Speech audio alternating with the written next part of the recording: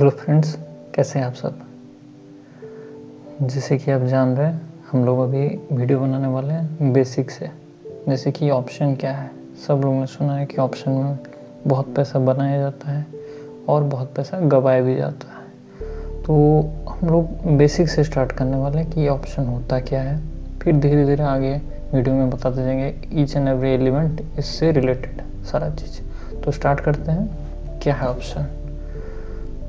Options जो है एक कॉन्ट्रैक्ट है जो आपको राइट देता है या फिर पावर देता है कि आप उसको खरीद या बेच सकते हैं एक फिक्स्ड अमाउंट ऑफ स्टॉक को, जो बेसिकली लॉट्स में आता है, जो 50, 100, 200 ऐसे करके फिक्स अमाउंट में आता है at a pre defined price. जो प्राइस आपको लगता है हाँ ये कुछ समय में हो जाएगा, एक टाइम फैक्टर रहता है उसमें, बट आप बाउंड नहीं होते कि इसको खरीदना या बेचना है या फिर एग्जीक्यूट करना है एट एक्सपायरी के समय। तो आप ये क्या है कि इससे आप जो बाय करेंगे अंडरलाइंग इंस्ट्रूमेंट इसमें जो रहता है स्टॉक, जैसे कोई स्टॉक का वैल्यू है तो उसके ऊपर हम लोग ऑप्शंस डालते हैं। जैसे कि ये स्टॉक का वैल्यू कल को ये होने वाला है, सोचिए 50 रुपये बढ़ने वाला है, तो उसके ऊपर आपको ऑप्शंस खरीदना रहता है प्रीमियम भर के। तो अंडरलाइंग इंस्ट्रूमेंट कोई भी हो सकता है, स्टॉक भी हो सकता है, कमोडिटीज़ भी हो सकते हैं, इंडेक्स हो सकता है, निफ्टी, बैंक निफ्टी जैसे, फॉरेक्स में यूएसडी वगैरह सब कुछ हो सकता है। और ये एक अपफ्रंट फीस हम लोग को देना पड़ता है ये खरीदने के टाइम, जिसको हम लोग प्रीमियम कहते हैं, जो ऑप्शन का वैल्यू होता है बेसिकली। नेक्स्ट स्लाइड में जाते हैं। यहाँ पे देखिए एक छोटा सा एग्जांपल से मैं आपको समझाने की कोशिश करता हूँ असल में ये चीज़ है क्या। रोज़मर्रा की लाइफ में भी हम लोग ये चीज़ यूज करते हैं। देखिए क्या है कि एक बायर है जो देख रहा है खरीदने के लिए एक घर को, इसका वैल्यू है 30 लाख। लेकिन ऐसा खबर है कि एक मॉल उसके आसपास ही बनने वाला है, जिससे इसका रेट जो है कल को 40 लाख तक जा सकता है।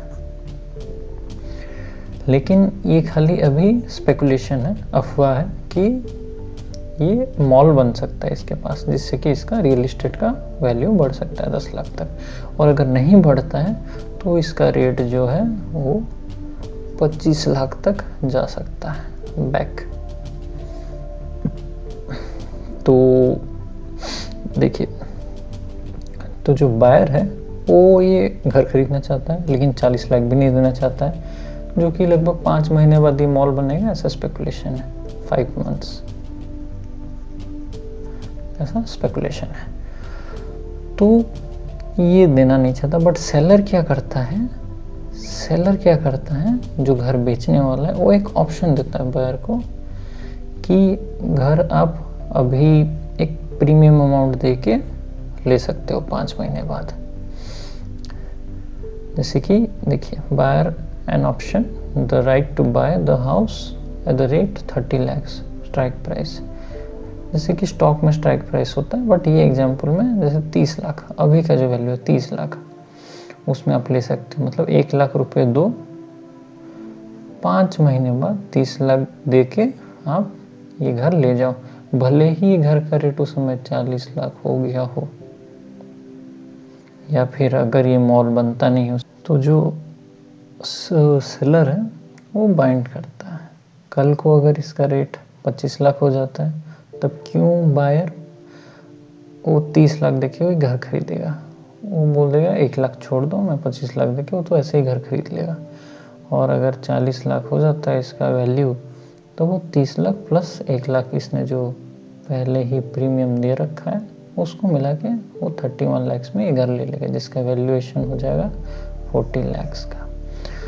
तो देख सकते हैं कि यहाँ के दोनों फायदा और नुकसान दोनों हैं, बट ये एक इंश्योरेंस की तरह होता है जो उसको देता है एक पावर कि अगर प्राइस बढ़ जाए फ्यूचर में तो वो कम रेट में ले सकता है। उसके लिए प्रीमियम और कॉन्ट्रैक्ट जनरेट किया जाता है।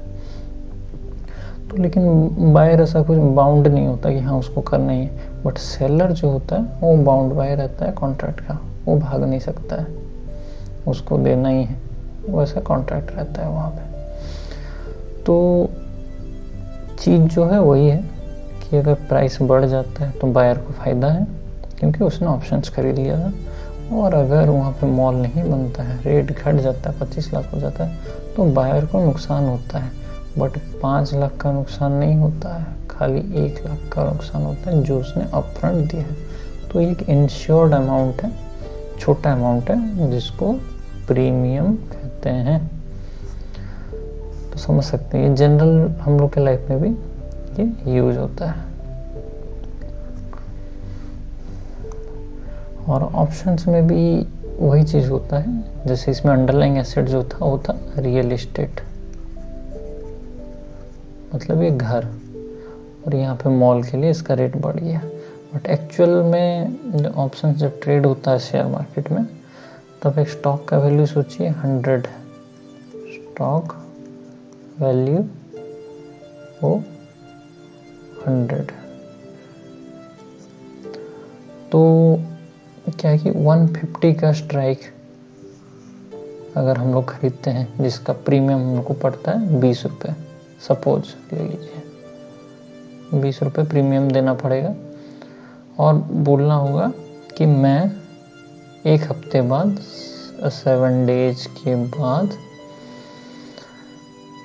100 रुपये में ही खरीदूंगा, उसके लिए आपको ये प्रीमियम चुकाना होगा। अगर कल को 150 हो जाता है, ये 100 का 150 हो जाता है, तो ये 20 रुपये टाइम डिके में ख़त्म हो जाते हैं। ये सब चीज़ मैं समझाऊंगा आपको फिर, जो ये टाइम डिके क्या होता है, ऑप्शन ग्रीक्स क्या होता है। बट अभी समझ लीजिए कि 20 रुपये चले जाएंगे 7 दिन बाद, टाइम का वैल्यू रहता है, धीरे धीरे इसका वैल्यू जो है वो डिक्रीज होता जाता है। तो जो 50 रुपये का गैप है, मतलब एक शेयर में हम लोग ने 50 रुपये कमा भी लिए यहाँ पे। और वैसे ही अगर इन्वर्सली क्या होता है, ये 100 का अगर गिर के 80 हो जाता है तो 20 का हम लोग को तो नुकसान हो ही जाता है, क्योंकि 100 में हम लोग खरीदने वाले हैं अगर एग्जीक्यूट करते हैं तो, और ये भी जो 20 रुपये हैं वो भी डूब जाएंगे। तो एक मैक्सिमम लॉस होता है ऑप्शन में, ऑप्शन बाइंग करने के समय जो प्रीमियम हमने पे किया है। तो मैक्सिमम लॉस जो होता है ये होता है हम लोग का, ये जो प्रीमियम हम लोग पे करते हैं। जैसे प्रीवियस केस में हुआ हम लोग का 1 लाख रुपए सिक्योरिटी डिपॉजिट जो हम लोग ने दिया था अपफ्रंट फीस, ताकि प्राइस को हम लोग लॉक कर दें 30 लाख में।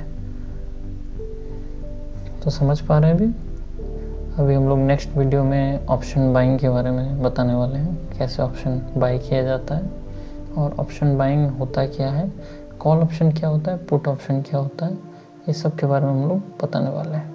तो चैनल को आप सब्सक्राइब करके रखिए ताकि इन्फॉर्मेशन आपको मिलता रहे। Thank you everyone.